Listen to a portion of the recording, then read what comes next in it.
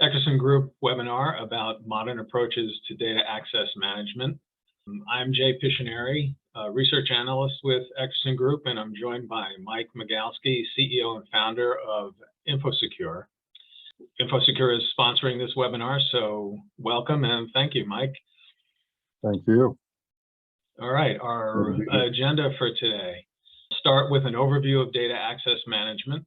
Then I'll hand it over to Mike, who'll do a demonstration of how InfoSecure does data access management, and then we'll open the floor to questions and answers.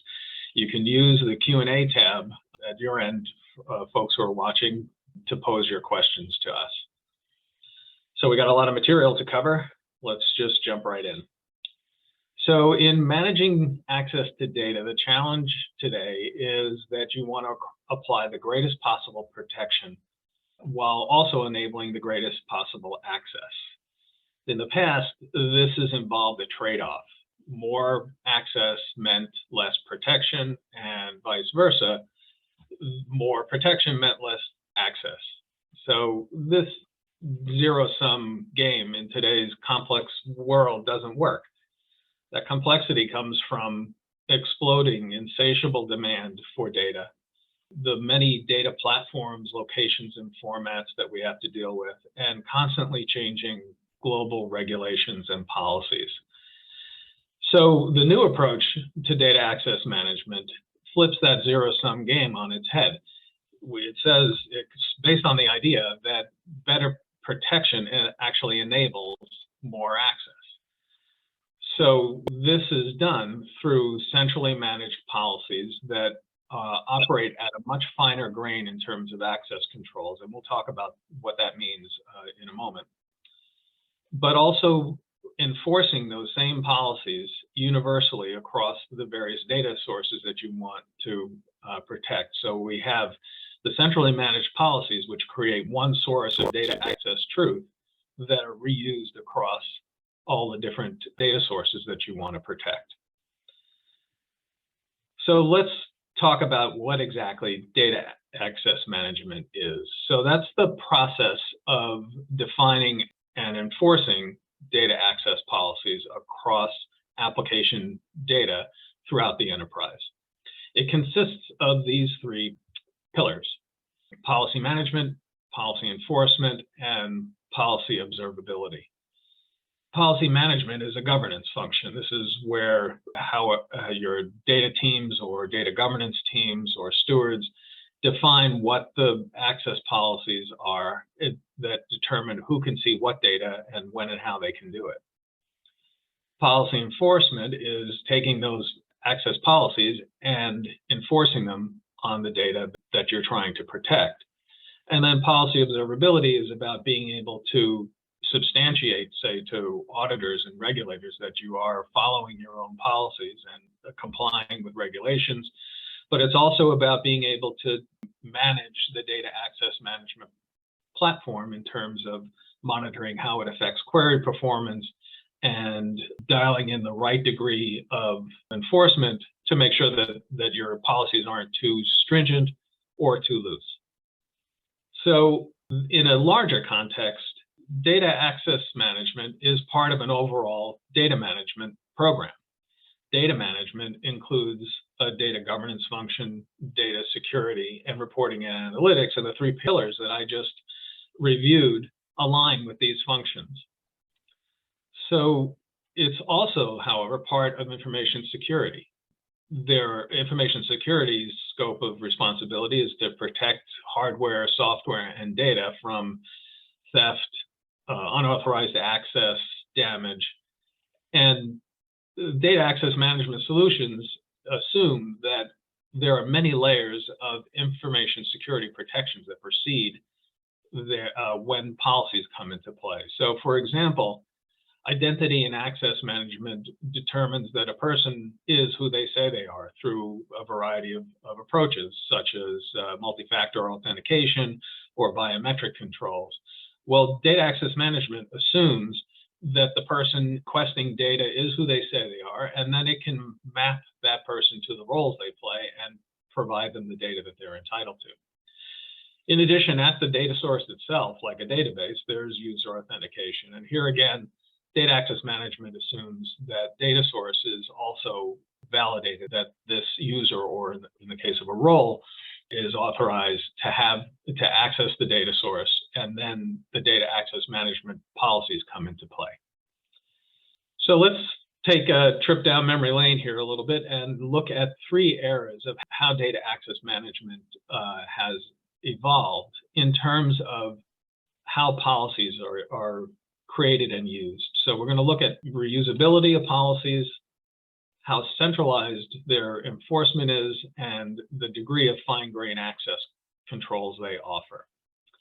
In the first era, data access management was pretty ad hoc, and this is going back a ways, but what this era really was typified by is that each application or tool that was attempting to connect to data had its own version of access privileges coded into it. And these were not very fine-grained. They're pretty coarse. For example, it would be privileges assigned to a given individual on an entire object. For example, Mary has access to a table and Jose doesn't. In the mid-90s, role-based access became prevalent. And what that means is that privileges for accessing data were assigned to roles, and then people were mapped to these roles. So for example, a role could be a sales manager, and an access rule could say that the sales manager can see sales activity for their team, but no other team. So that also is an indication of a finer degree of access control in that it role level filtering. That's how that role-based access makes it so that the sales manager can only see the activity for their team and no other team. And this is an indication of some reusability and centralization of access roles, of access privileges rather, because they're based on this role-based access, or as you may have heard people refer to it as RBAC. And this stood for about 20 years until about 2015, when we start to see solutions that address the 3 pillars that we talked about. Here we have the access privileges really being built around the database. So they've moved to the central location of where they're going to be enforced around a data source. And this could be a cloud-based data platform like Snowflake, or an S3 bucket, or an on-prem database server. But the other thing that happens in this era is that fine-grained access controls begin to become feasible because you're defining them once and implementing them anywhere. And an example of a fine-grained access control, or otherwise known as attribute-based access control, is, say, for example, only sales managers can see an unmasked email address for customers that are in their region, and they can't see unmasked email addresses for customers outside their region. That's an example of a fine-grained access control. And the tools that are prevalent today offer this capability, and many other cell-level evaluations that are dynamically evaluated as the data request is presented to the data source. And that's another key aspect of how things have evolved. So let's take a look at the key elements of a modern DAM solution.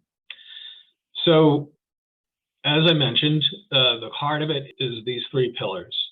A modern DAM, data access management solution, has a module for managing policies, and this is typically a UI application, but it can also be done through APIs, where the teams responsible for codifying access rules, and that could be, depending on how your company does it, a data governance team, data stewards, or even a data engineering team, if that's how you've done it. And the fine-grained access rules are managed through the policy management layer. So that creates a central data store of policy metadata.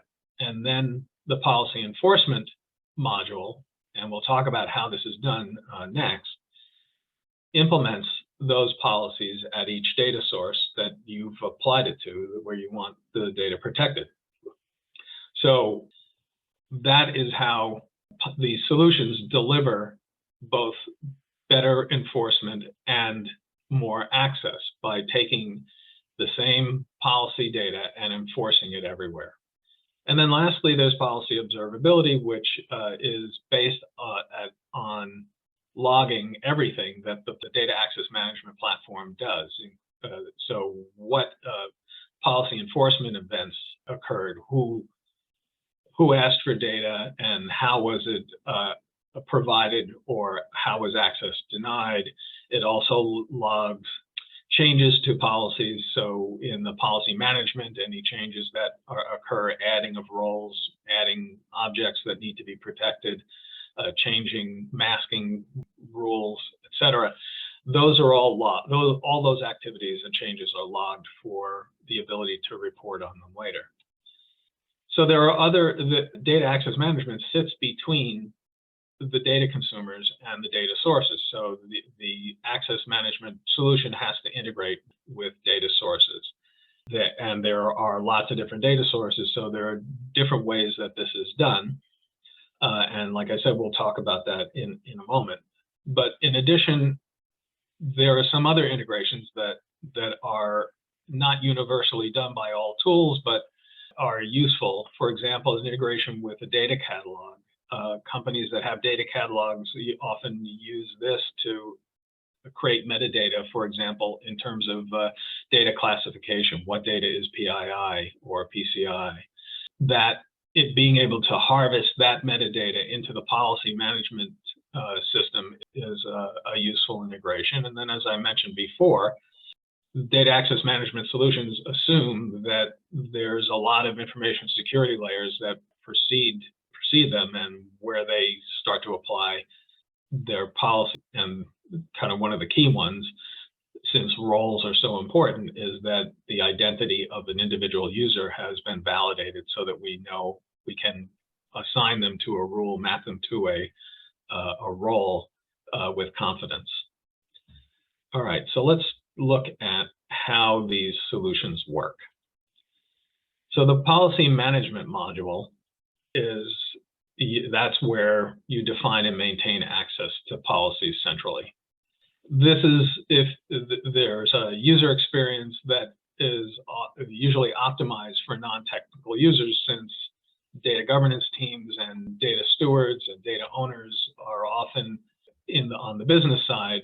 Since they know the data best and how it's used, they're often either responsible for or heavily involved in defining access policies. So the user experience of creating policies should be optimized for non-technical users. And then the policies themselves are often expressed in natural language. So you can just read, a series of statements that define the policy, as opposed to having to dig into programming code to understand what they're going to do.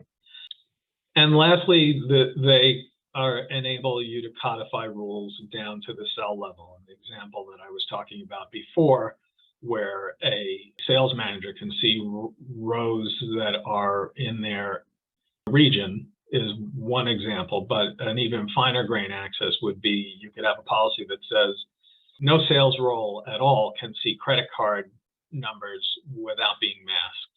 And that goes all the way down to the attribute level. So let's look at the policy enforcement side. So there are two primary patterns for policy enforcement, code generation and a proxy engine.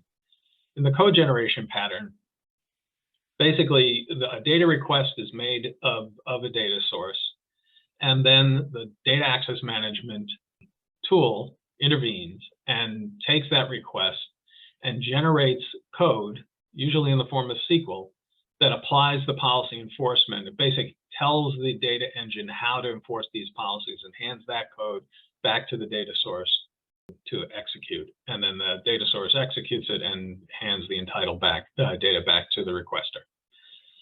So there's a couple of different ways this is done, and InfoSecure does it in a kind of an innovative way here, in that it creates a set of views that are inserted into the database, and these views act as wrappers around the data objects that you're protecting.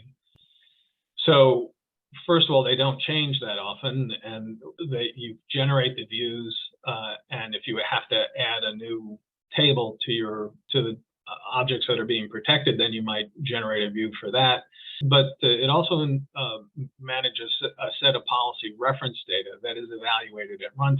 So if you've got a role mapping and a user presents a request, that is looked up in the policy reference data to understand who this person is and what roles they occupy, and then what privileges they have, which could be, if you're only going to see data for the Northwest region, what's the definition of the Northwest region? And that's evaluated at runtime. So this is a pattern that employs both static views that are evaluated at really when you're going to deploy the views to the database, as well as reference data that's evaluated at runtime. Mike, I want you to elaborate on that. Yeah, I mean, you did a great job of an overview of this, and I think I can provide a little bit of background as to why we took this approach. We had, first of all, a clientele where their policies changed regularly, and so you needed an aspect of this solution that was malleable, that was agile, changeable. And that's the metadata, is what we call now meta policies, that make up the policies that are defined in metadata. That's relational data that makes up these policies, as opposed to DDL or some access control layer. These policies are defined in data. And then the second piece is the enforcement that needs to happen at the database layer. And these views, you can't constantly be changing views, because your views are how your users interact with your data. And if you're constantly changing them, you're disrupting your user community. And so we came up with this idea of polymorphic views. And I'm using the term polymorphism to refer to one thing that takes many forms. And software engineering term, but it really means in this case that these views are static. They are created once, they're generated through our front end, and they reside on the data warehouse or on the database, as it might be, because it's not only a data warehouse solution.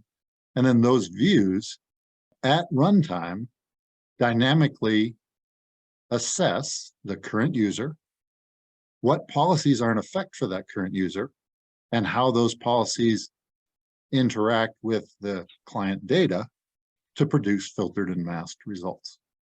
That's kind of the magic, and we'll show you in the demo a little more about how that works on the back end. Great, thanks, Mike.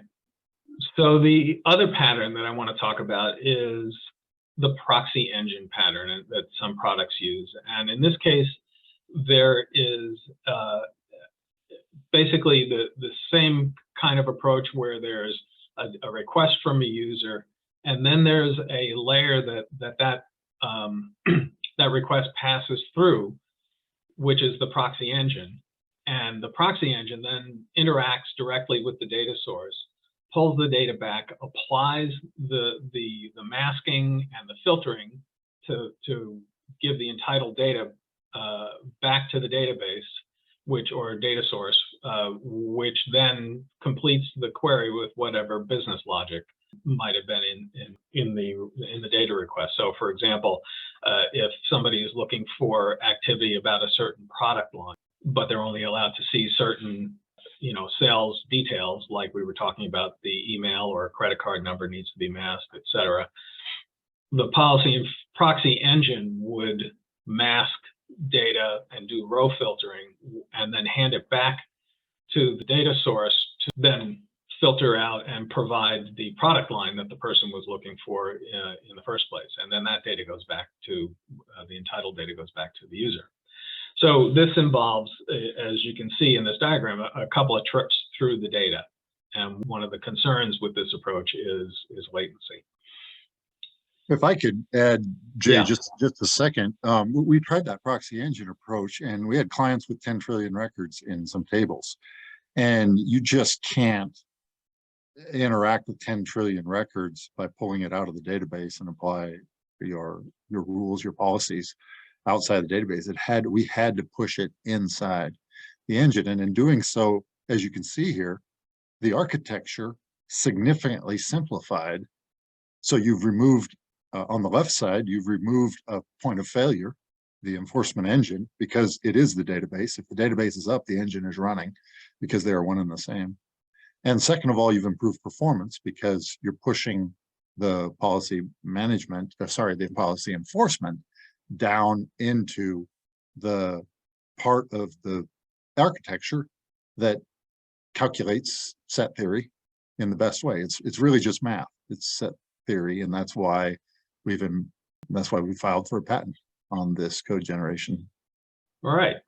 So the last thing to cover, is observability. And as I mentioned before, this all starts with everything that the data access management solution does needs to be logged. It needs to log the enforcement events that take place, data access that was denied or provided. And then some products have out-of-the-box reports that help you respond to audits and regulator inquiries, and also to evaluate how the data access management solution is affecting query performance. And then also, in order to be able to refine your policies, you need to be able to do analytics on that log data.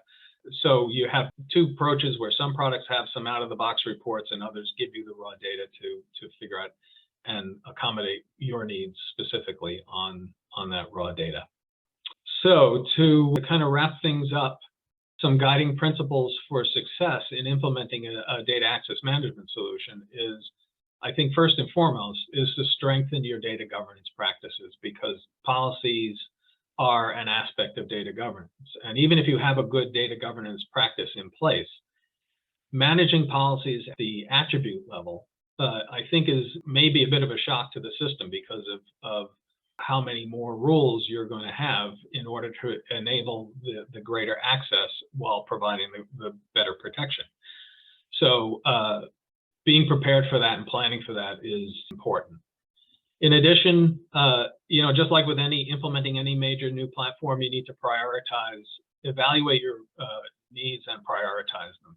Evaluating them, you need to know the scope of what it is that you want to achieve ultimately, and then prioritizing them means, start where you're going to start and don't attempt to boil the ocean.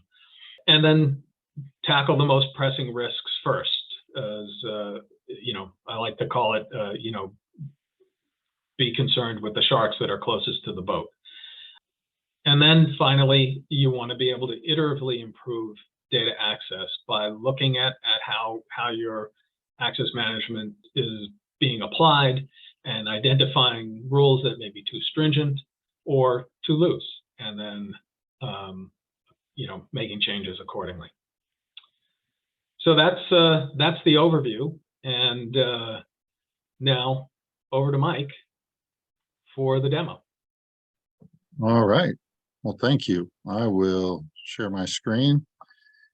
We're going to take a little journey in the realm of superheroes today for this demo. So we're going to have a little bit of fun with it. But first, a few definitions. So as Jay has defined this idea that we should be able to share our data freely or widely without being concerned or without being fearful of who is misusing it or having the wrong access, we introduce InfoSecure for the purpose of managing this balancing act between data sensitivity and data utilization. InfoSecure was developed by our team to meet our customers' demands for exactly that, the need to share data while managing access to it. It is a centralized tool, so it moves your management of your policies into a single place that is then applied across all your data environments.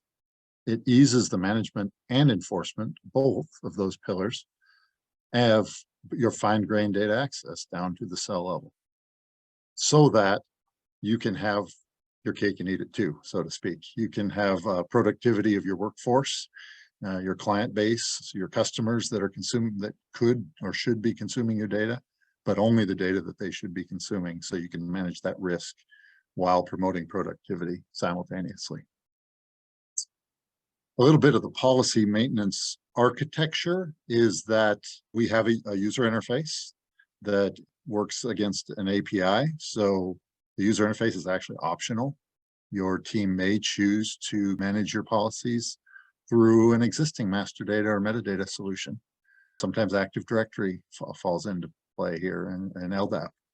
But the UI manages the policies, the user interface. It runs on a web browser. It interfaces with an API, which can be used by external systems as well. And then the magic is that the database is the execution engine. The enforcement of these policies happens in the database or databases within your environment. It can be deployed to many of them simultaneously, so that you can lock the front door and the back door to your data, so to speak. We'll get into that a little more later. The way the policies work is by a mapping of users to data.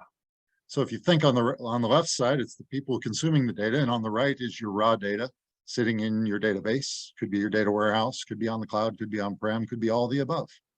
But your data is out there in various databases. Your users want to interact with that. And so what we do is we map those users to the categories of data. And we use this word category because attribute is too generic. It's too overused. So, but think of a category as an attribute, such that your meta policies are defined as attribute-based access control. So each one of your sensitive topics or items that make your data sensitive would be a category. And then there would be groups or rules that group those categories together into roles that the users take on. So the users put those roles on through the administration of these policies. And through that 4-step process, you've defined the users, their roles. You map those roles to the categories or classes of data that make up sensitive subsets of your data. And then that is applied to your data at real time through the polymorphic InfoSecure views that we'll show you here in a second. Feel free to ask questions or submit them on the chat, and I'm happy to answer questions as we go along here, because I'm sure there are some. But let's get into the demo. For the purpose of this demo, like I said, we're going to have a little bit of fun. We're going to take a bicycle shop that you may know and love from the AdventureWorks database, but we're going to make the bicycle shop a front for superheroes buying superpowers. So Herb the handler at the top is aware of these superheroes and the superpowers that they might vend from this particular store or stores. Herb can see the stores in all regions, the West and Midwest regions, at least 2 of the regions, and he can see the secret identity of these superheroes because, after all, he is the handler. But Herb doesn't have really anything to do with managing the business, so he doesn't need financial access. So we'll revoke that from Herb. Marcus, the manager, on the other hand, he's aware of the bicycle shop, but that's all he's aware of. He doesn't know about this secret identity of these superheroes. And by the way, Marcus only manages the stores in the West region. So in our case, we have those defined as Texas and Colorado, I guess. There's stores in those 2 states. And of course, since Marcus manages the business, he needs financial access. So again, we're giving access to what a person needs, but only what they need. It's a need to know basis. And just to exhibit that by default, any imposters or new users have no access, we're going to introduce Ivan the imposter and Rebecca the recruit that will configure at real time in front of your very eyes the fact that we can add access to data for a new user with only metadata policies and no manipulation of code.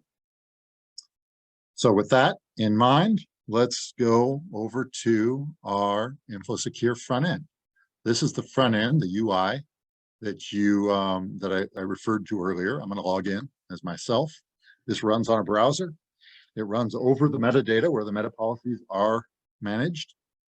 And again, here you can manage your categories. You can define the set of items that make your data secure. Maybe it could be PII, personally identifiable information. It could be the state in which the products are sold, or the stores reside, or the customers live, or it could be the product itself that make up secure categories. We're going to map those categories into classes, which define a subset of those categories. So here you see Western states defined as Texas and Colorado. And here you see Midwest states defined as, well, we only have one, Nebraska is the Midwest state. And likewise, we'll have a class that defines who can see secret PII data versus masked versus clear. All right, so here's the secret one. It just says you get to see PII names in their secret form as opposed to their masked form. So without further ado, let's actually look at one of these users. Let's look at Herb the Handler to start with. Herb has the role of superhero handler, which has the classes assigned to it, Western and Midwest states, and secret PII access. Because he's the handler, he enjoys broad access to data. So let's see that actually in play. This is the culmination of the InfoSecure enforcement process. We've built a view called VS, View Secure Customer. And this is a list of all customers in the system. And we are currently logged in or masquerading, impersonating Herb the Handler.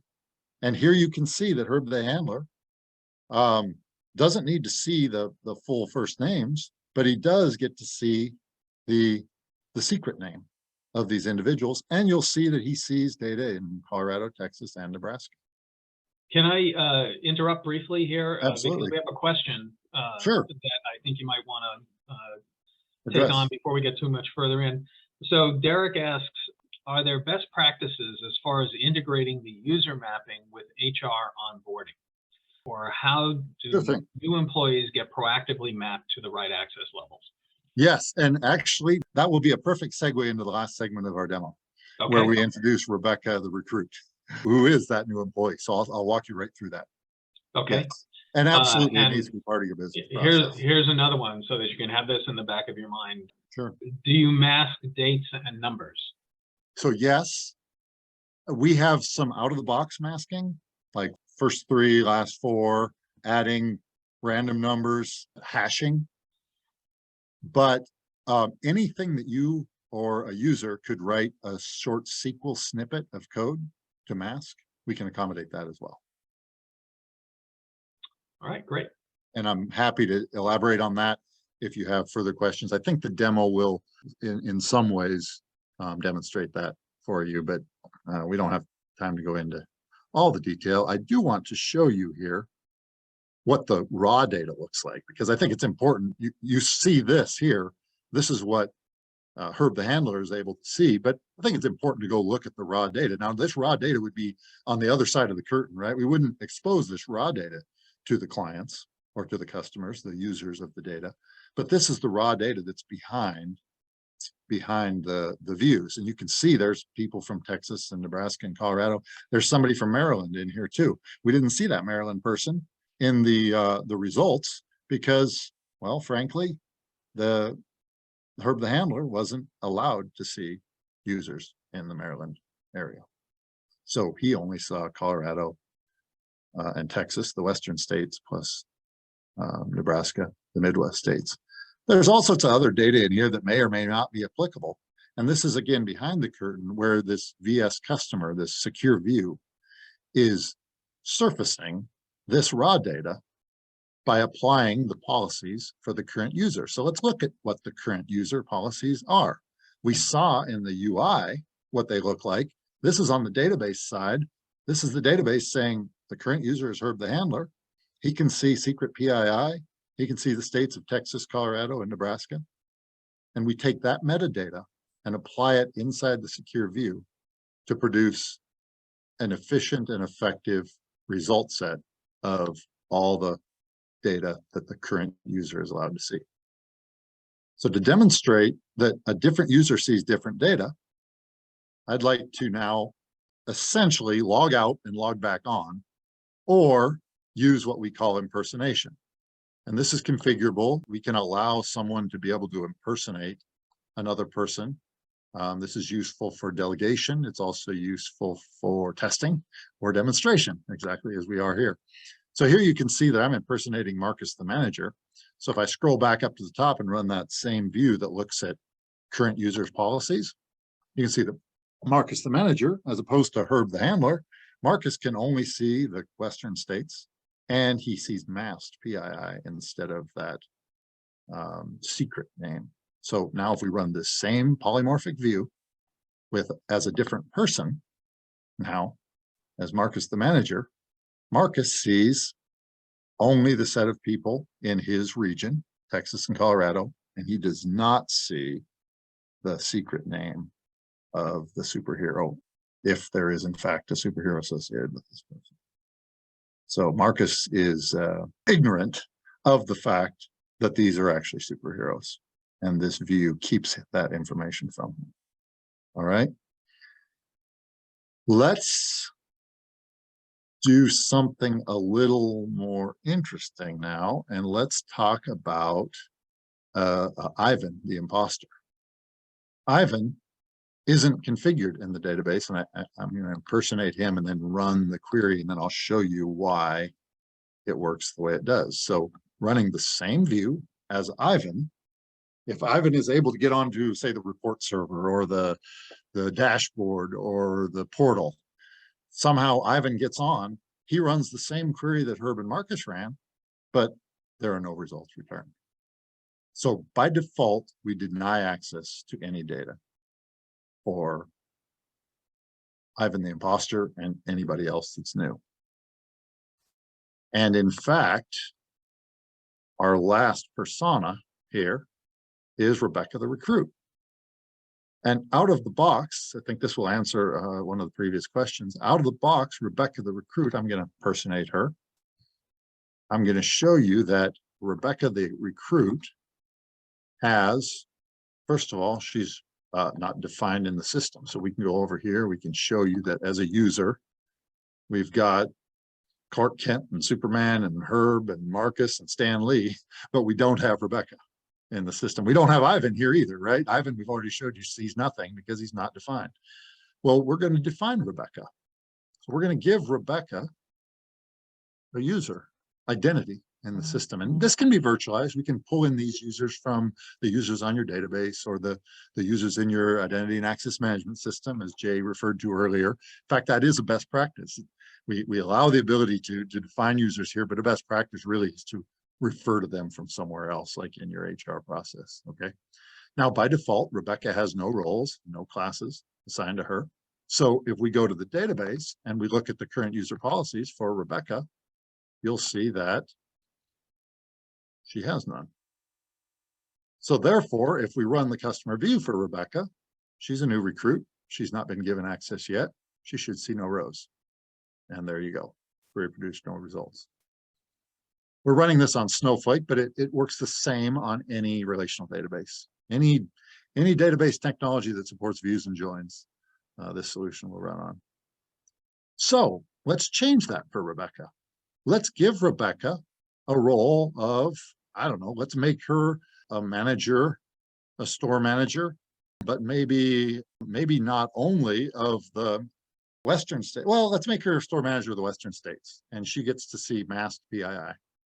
All right. So with a couple clicks there, we just gave Rebecca access. We can prove that by running this current user policy in the database and seeing what Rebecca has access to. Now, see where she had zero access before, now she has a little bit of access. So if we run this customer view, she'll see the same data as our friend Marcus, the manager, sees. Okay, mass data, no secret data, only in Texas and Colorado. Well, let's say that Rebecca is a star employee and we want to give Rebecca more access. But we don't want to change the role store manager because that affects Marcus and anybody else that's a store manager. This is something special for Rebecca. So we can assign these policies directly to Rebecca as well. And we can give her access to the Midwest states as well as the states that she inherited through her roles, through her role as store manager. So the Midwest states, if we drill into that just for our remembrance, that gives her access to the state of Nebraska as well. So now when we run the same view, customer view, we see that Rebecca can see not only Texas and Colorado, but also Nebraska data as well. Not the secret data. We haven't given her access to that. That would be easy to do, but we haven't. She just gets access to the store data in both regions. And the reason we show you this through the database instead of through some other interface like the BI layer is because we want to show you that this enforcement is happening at the lowest level. It's happening at the layer in your organization's architecture where everything has in common, the data layer, and that there's no magic happening between the data and the user other than the fact that this view exists. And in fact, we can even show you, I'm not going to go into a lot of detail because this isn't a technical demo view, but we can show you the actual code of that view that exists right here. So it's open, it's easy for people to consume, and it's easy for tools to consume as well.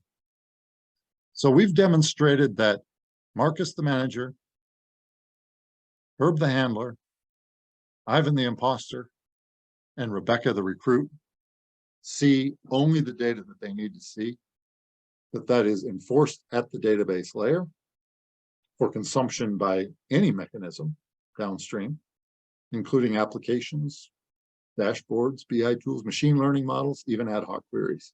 They all play by the same rules. And as we showed with Rebecca the recruit, we can add new users with just a few clicks and give them access at the cell level to only the rows and columns that's necessary that they see. So the data point, the data access is intuitive. It scales to the extent that your database scales. If you're on the cloud, that's essentially infinitely. It's configurable, so you can change on a dime. It's technology agnostic, so you can change database architectures or run on multiple simultaneously. Because after all, if you lock the door to your data warehouse, but leave the doors to your ERP and CRM and logistics systems open, what have you actually accomplished? So we say, push those InfoSecure policies to all of your databases that users need access to, implement or generate the secure views over them.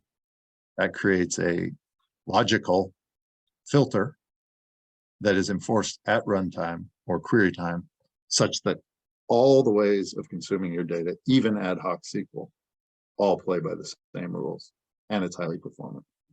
And that concludes our demo. I will open it up to questions from there. Okay, well, there's a question here about integrating with BI platforms. So can these roles also be utilized in a BI platform? For example, a Tableau dashboard live querying a SQL source will use the Tableau's service account, thereby circumventing the username that is asking the dashboard to run the query. Historically, we have had to create a row-level security rules in Tableau to achieve this effect, and I'm wondering how this model would simplify that. That's a great question, and that was one I was going to ask. Okay, good. It always comes up. Yep. It's almost always the first or second question, and that is, how do my BI? Well, the good news is that your BI tools consume these views like they would any other view, because after all, they're just database objects. They can be discovered. They have metadata on your database just like anything else. So your BI tools can naturally consume them. But that doesn't answer your question. Your question really is, how do I enforce row level security when my BI tool is logging in as a generic user? And the obvious answer is, well, we need to know who the user is. So that's why we provide impersonation, which I showed. That's why we recommend live queries from Tableau or Power BI into the database, where it identifies the person either through impersonation or through direct login. That's the easy button, so to speak. But then you also alluded to the chance that maybe that doesn't perform. You didn't say this, but let's say that there's a significant amount of data and that pulling it back through live queries doesn't give the users the experience they really want, right? So you've got some reports over here on the right-hand side that really can't leverage these secure views by identifying who the user is and filtering the results on the way out of the database. So you want to pull all the results out, cache them in the reporting layer, and apply row and or column level filtering on those results downstream. And the rule is, anytime you copy the data, you need to apply the row and column level security. You need to enforce it between the user and the last copy of the data. So BI report cache is a copy of the data. So you would configure a user through the UI here. You would configure a user for each of your actual users, like Herb and Clark and Rebecca and Stan, right? But then you would also add a new one that is, my generic account. So a service account, so to speak, right? You would create this generic account, and then you would assign that account a role that gives them carte blanche access to the data. That's half the solution. That's half the answer, because all that did is allowed that generic account to reach in and pull all the data through this secure filter, right? Now your Tableau or Power BI environment needs to also act as an enforcement mechanism. And security is best implemented in layers, so it's perfectly acceptable to do this. It complicates things a tiny bit because now you have two enforcement mechanisms, but it can be a useful mechanism for enforcing policies while preserving that rich user experience that tools like Tableau and Power BI and Looker and so on, they have. But we have some best practices on each tool for enforcing those policies on the tool. And without getting into too much detail, it involves pulling the policies from InfoSec into the Tableau or Power BI server environments and enforcing them at the BI layer. I hope that answers your question completely. If not, please feel free to ask for more clarification. The answer is yes, that was very comprehensive. Thank you. Okay. So there are no other questions here, but I have one. Can you talk a little bit about how InfoSec can protect, say, non-relational data, like an S3 bucket, for example? Okay. Yeah, that is becoming more and more necessary. First of all, as documents, semi-structured data, the data lake approach has become more paramount.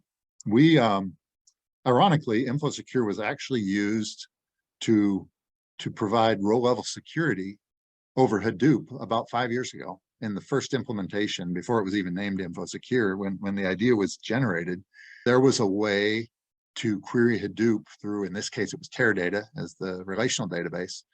We could use the metadata in Teradata to drill into Hadoop through a Presto-based technology called Query Grid, specific to Teradata in that case. But Presto is open source and can be used to essentially build a schema on read schema over your semi-structured data.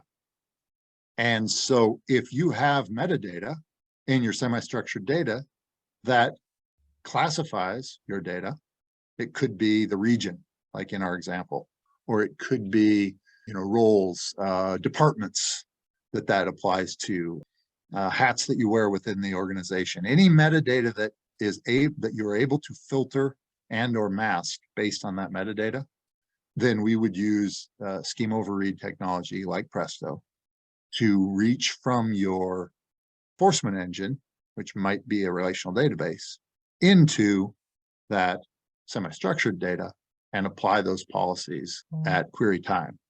It can be done in Presto alone, but it's often best applied when you're drilling from relational data down into semi-structured data. And as far as emails and other documents, just text documents, you have to classify those with some type of metadata. And if you do, then we can enforce a policy that says person A can only see documents with metadata X. But as you can imagine, there's a jillion different scenarios that could be covered there. So it requires some amount of customization of the, how shall I say it, of that schema on read paradigm. That has to be defined by the customer. InfoSecure doesn't do that out of the box, but it can understand the metadata. It just doesn't necessarily define that metadata. I hope that was helpful. Yep, I think you could do, any, say, a cloud data platform that has the ability, like Snowflake, to interact with NoSQL data can be an intermediary that you can kind of hook InfoSecure into to reach out to that to that NoSQL data. Yeah, you that got that. And just to qualify that just a bit more, that platform needs to be capable of views and joins. Yeah. That is inherent to the InfoSecure engine. The engine runs as ANSI SQL. And so that platform needs to be able to support ANSI SQL views and joins, which is a pretty basic requirement, but it is a requirement nonetheless. All right. Well, there are no more questions, and we're just about at time. So ask one more. If anybody else got any other questions? I could suggest another one that sometimes comes up, and that's, why do I need to go to all this trouble? Why don't I just filter my data out at the BI layer or have manual processes around this? And Jay, I think you eloquently pointed to this earlier, but I think it's worth repeating, that as data professionals, while we organize and pull data together into a single repository, whether it's a data warehouse or a data lake or a virtual warehouse through many of the virtuality tools that exist today, whatever that mechanism is, we've now built something that's highly valuable, which we should protect, but also highly exploitable, which we should protect. And we have the responsibility as data professionals to implement solutions that are not manual, that are not archaic, that don't involve secure FTP sites with many copies of the data where some person or hard-coded process has been involved in creating oodles of sets of data. We should apply this at the lowest level in the architecture. I think that's the database, and enforce it for everything downstream automatically. Yeah, and in today's environment, with all the different kinds of data and the volume of data that's available, doing things manually, I mean, this is the pattern that we see across many different domains regarding data, is that doing things the old way manually is just not feasible anymore. And figuring out ways to automate and reuse the same, in this case, policies around data access is essentially a survival skill. It's not a nice to have. Well, yeah, you get away with it until you don't. Right. And then on that day, if you're a healthcare organization or a financial organization, you're on the front page of the Wall Street Journal. Yeah. And that's not the best day of your life. Not every, yeah. And smaller organizations have different things to worry about, but still, it is our responsibility to protect our consumer data, our employee data, healthcare data. And so this gives you a way that's lightweight and performant and enforced across the environment. All right, with that, we'll call it a day. Thanks, Mike. Thanks, everyone. Thank you. Thanks for visiting. Thanks for the questions as well. It's enjoyable to chat. We'll be following up with, we'll send out the slides, a more detailed report on data access management to everybody who's registered. So thank you all, and take care. On behalf of Tim and the rest of the InfoSecure team, Have a great day.